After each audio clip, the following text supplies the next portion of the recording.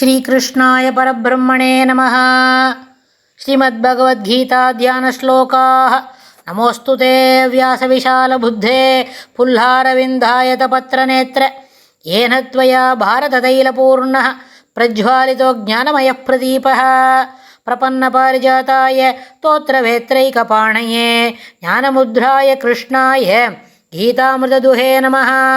सर्वोपनिषदो गावो दोक्ता गोपालनन्दनः पार्थो वत्सत्सुधीर्भोक्ता दुक्तं गीतामृतं महत्। वसुदेवसुतं देवं कंसचाणूरमर्दनं देवकी பரமானந்தம் கிருஷ்ணம் வந்தே ஜெகத்குரும். அடுத்தது 7வது அத்தியாயத்தில் 11வது ஸ்லோகம்.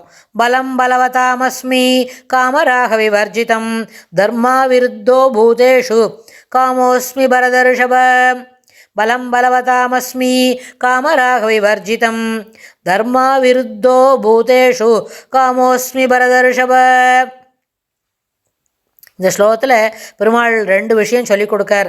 பரதர்ஷப அப்படின்னு பரத வம்சத்தில் பிறந்தவனே அர்ஜுனனே அப்படின்னு கூப்பிட்டு சிறந்தவனே அப்படின்னு பெருமாள் அர்ஜுனனை கூப்பிட்டு காமராக விவர்ஜிதம் ஆசையும் பற்றும் இல்லாத மனம். அது என்னது? பலம் வலிமையாக பலவதாம் எது பலவான்களிடம் பலமாக இருக்கிறேன். காமராக விவர்ஜிதம் ஆசையும் பற்றும் இல்லாத மனம், அப்புறம் வலிமையாக பலவான்களும் இருக்கிறேன். அதே போல பூதேஷு பிராணிகளிடத்திலும் தர்மா விருத்தா தர்மம் தவறாத ஆசையாகவும் இருக்கிறேன். தர்மம் தவறாத ஆசை அப்படின்னா அதுக்கு 1 மணி நேரத்துக்கு மேலே பேசலாம். யாருக்கு எந்த, அதாவது இது உளவியல் அடிப்படையிலையும் சொல்லலாம், சாதாரண சோஷியல் ரெஸ்பான்சிபிலிட்டி சமுதாயத்தில் நம்ம இருக்க வேண்டிய அவசியம், அதே போல் ஒரு குடும்பத்தில் இருக்க வேண்டிய சில தர்மா விருத்தா தர்மத்திற்கு குறைவில்லாத தர்மத்துக்கு விருத்தமாக இருக்கிற என்ன செயல்கள் இல்லை, தர்மத்துக்கு உள்ளடக்கிய ஆசைகள் அப்படின்னு சொன்னால் ஒரு அம்மா இருக்கான்னு வைங்களேன். அந்த அம்மாவுக்கு 2 பசங்க இருக்குன்னா 2 பசங்களும் சமத்தாக இருக்கணும், சொன்ன பேச்சு கேட்கணும், பெருமாளை சேவிக்கணும், அப்புறம் என்ன நம்மளுடைய கலாச்சாரத்தை விடாமல் இருக்கணும். இது என்னது? தர்மத்துக்கு மாறாத ஆசை தான். அதே போல் ஒரு பெண் இருக்கா அப்படின்னு சொன்னால் அந்த பெண் எப்படி இருக்கணும்? அப்பா சொல் பச்சை கேட்கணும், அம்மாவுக்கு தலைகுனிவு வராமல் நடக்கணும் அப்படின்னு சொன்னால் அதுவும் தர்மத்துக்கு ஏற்புடைய விஷயந்தான். ஒரு ராஜா இருக்கான், அந்த ராஜா அவனுடைய ராஜ்யத்தை சிறப்பாக பரிபாலனம் பண்ணோம், அவனுடைய ராஜ்யத்தில் கொலை கொள்ளை அப்புறம் அதுபோல் இடையூறு விளைவிக்கக்கூடிய எந்த செயல்பாடும் நடக்கக்கூடாது, அப்புறம் அவனுடைய பிரஜைகளை பரிபாலனம் பண்ணணும், அவள் எல்லாரும் சந்தோஷமாக இருக்கணும் அப்படின்னு நினைக்கிறது நியாயமான ஆசை தான், அது ஏற்றுக்கொள்ளக்கூடியது தான். அதே மாதிரி ஒரு பள்ளிக்கூடத்துக்கு போய் ஒரு பையன் படிக்கிறது அப்படின்னு சொன்னால் எந்த பாடத்தையும் சிறப்பாக புரிஞ்சுக்கணும், புரிஞ்சின்ற பாடத்தை சிறப்பாக எழுத தெரியணும், தேர்வில் நல்ல மதிப்பெண் வரணும் அப்படின்னு நினைக்கிறது நியாயம்தான். ஆனால் தேர்வில் மதிப்பெண் வர்றது நினைவு மட்டும் போகாது, அதற்குண்டான உழைப்பு போடணும். பாடங்களை சிறப்பாக படித்து எல்லாத்தையும் செய்திகளை மனசில் நிறுத்தினாதான் தேர்வு எழுத முடியும். தேர்வு சிறப்பாக எழுதினா தான் நல்ல மதிப்பெண்கள் கிடைக்கும். இது ஒன்றுக்கொன்று உள்ளுக்குள்ளே தொடர்புடையது, இன்டர் ரிலேட்டட். அதனால் தேர்வில் மதிப்பெண் வருதுன்றது மொத்தம் நியாயமான எண்ணம் தான். ஆனால் அதற்கு முன்னாடி ஒரு கிளாஸ் போட்டு என்ன பண்ணோம், குறுக்க போட்டு அதை நல்லபடியாக உழைக்கணும். பாடங்களை அமைதியாக இருந்து படித்து என்ன பண்ணோம், அதில் தேர்ச்சி படணும். அப்புறம் தான் மதிப்பெண் கிடைக்கும், பரீட்சை எழுத முடியும். அப்புறம் தான் மதிப்பெண் கிடைக்கிறதுன்றது லாஸ்ட்டு கடைசி காலம், அதுக்கு முன்னாடி இதெல்லாம் பண்ணணும். அதுபோல் ஒரு அம்மா இருக்கா, அவளுக்கு நல்ல இப்போ தான் கல்யாணம் ஆகிருக்கு அப்படின்னா அந்த பெண் என்ன நினைப்பாள்? கூடிய சீக்கிரத்தில் நம்ம ஒரு தாயாக ஆகணும் அப்படின்னு நினைப்பாள். இல்லை ஒரு பரீட்சைக்கு ஆஃபீஸ் போகிறான், ஒரு உத்தியோகத்தில் இருக்கான், அந்த உத்தியோகத்தில் நியாயமான அளவுக்கு நம்மளுக்கு ப்ரமோஷன் கிடைக்கணும் அப்படின்னு எல்லாவற்றுமே நியாயமான முறையில் தேவையானவர்களை தவிர்க்க முடியாத நேரத்தில் சிறப்பாக செய்யும் பொழுது தவிர்க்க முடியாமல் இருக்கிற இடத்துல அந்த கேள்வி, அந்த வார்த்தையை முன்னாடி இடத்துக்கும் சேர்த்துக்கலாம், அடுத்ததுக்கும் சேர்த்துக்கலான்னு சொல்லும்போது அப்போ என்ன பண்ணணும்?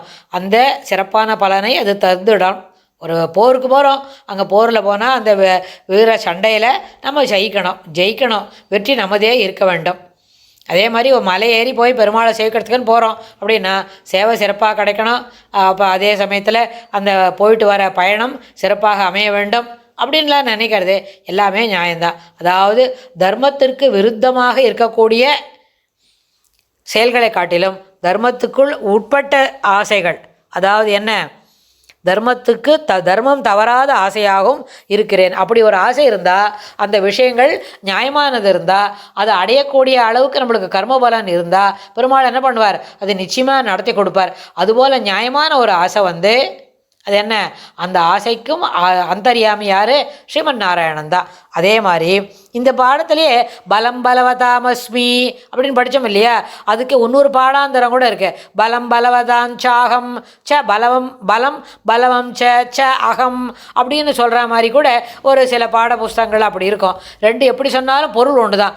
பலம் பலவதாம் அஸ்மி, அஸ்மினா நான் கூட, பலம் பலவதாம் ச அகம் அப்படின்னாலும் அதே பொருள் தான். அதனால் அப்படி கூட ஒரு பாடாந்தரம் இருக்குது. அதாவது காமராக விவர்ஜிதம் அப்படின்னு ஒரு வார்த்தை சொல்கிறோன்னு வைங்களேன். காமஸ்திருஷ்ணா அசன்னிகிருஷ்டேஷு, அதாவது எது கிடைக்குமோ கிடைக்கக்கூடியதை பயன்படுத்திக்கணும். கிடைக்காததுக்கு என்ன பண்ணணும்? தர்மா விருத்தேஷு அப்படின்னா அது கிடைக்கலைன்னா விட்டுறணும். அதுபோல் விஷயேஷு ராகா, எந்த விஷயம் நம்மளுக்கு கிடைக்கிறதோ அதில் ஆசை வச்சுக்கிறோம். அது கிடைச்சதை தொடர்ந்து அனுபவிக்கணும்னு வேற நினைக்கிறோம்.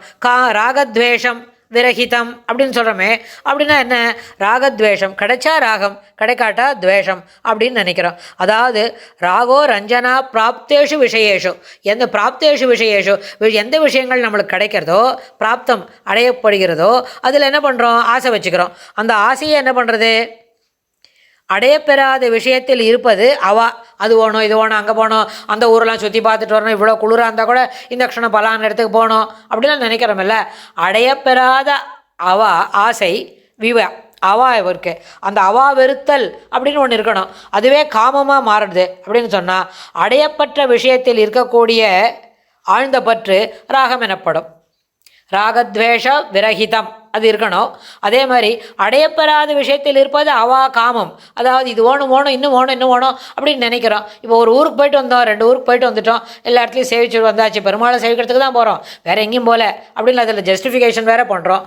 அப்படி போயிட்டு வந்தால் வந்துட்டு நடக்கக்கூடிய காரியங்களை மனசில் வச்சுருந்தா அந்த அவா ஏற்புடையதா அன்றா அப்படின்னு நம்ம மனசில் வாங்க முடியும். அதுபோல் அடையப்பெறாத அவா காமம் எனப்படும். மேலும் மேலும் அடைய வேண்டும் என்று தோன்றிக்கொண்டே இருக்கும். அது போரும்னு நிறுத்த முடியாது. அதனால தான் அதுக்கு காமம்னே பேர். அதே மாதிரி அடைந்துட்டோம், சில அவாலாம் பல இடத்துக்கு போயிட்டு வந்துட்டோம் அப்படின்னா இன்னும் கொண்டும் அது செய்யணும், அதே போல் இன்னும் கொஞ்சம் வேணும் அப்படின்னு. அது ட்ராவலுக்கு மட்டும் நினைக்கணும்னு இல்லை, சாதாரணமாக சாப்பிட்ற விஷயம், துணிமணி வாங்கிக்கிறது, சாமான்களை வாங்கி தேர்த்துக்கிறது, புதுசாக சாமான் வாங்கணும்னு நினைக்கிறது, இது எல்லாமே அடையப்பெற்ற விஷயங்களில் கிடைக்கக்கூடியது ராகம். அந்த ராகத்தை ராகம் என்ன சொன்னால் என்ன? தொடர்ந்து அதை நம்ம அடைந்து கொண்டே இருக்கணும் அப்படின்றது அதில் இருக்கிற பற்று. அதை பற்று நம்ம வளர்த்துக்கிறோம்னு அர்த்தம்.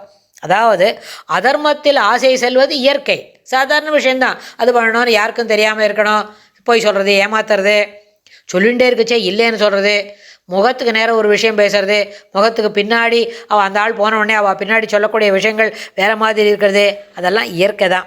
ஆனால் தர்மத்தில் செல்வது ஈஸ்வர சித்தம், பகவத் சங்கல்பம் இருந்தால் தான் அது நடக்கும். இப்போ சொன்னமே, ஒரு சின்ன குழந்தை தனக்கு வேணுன்றதெல்லாம் கேட்டு வாங்கிறது, அதெல்லாம் செய்யறது, அதுபோல் பொய் சொல்கிறது, விளையாடுறது, எல்லாத்தையும் சாதாரணமாக வச்சுக்கிறது, அது இயற்கை. அதே வயசில் இருக்கிற குழந்தை சிறப்பாகவும் யோசித்து பார்த்து தனக்கு வேணுமா வேண்டாமா அப்படின்லாம் கேட்டு தெரிஞ்சுட்டு அது நம்மளுக்கு பயனுள்ளதாக இருக்கும்னா அதுக்கப்புறம் அது வேணும்னு கேட்குறது.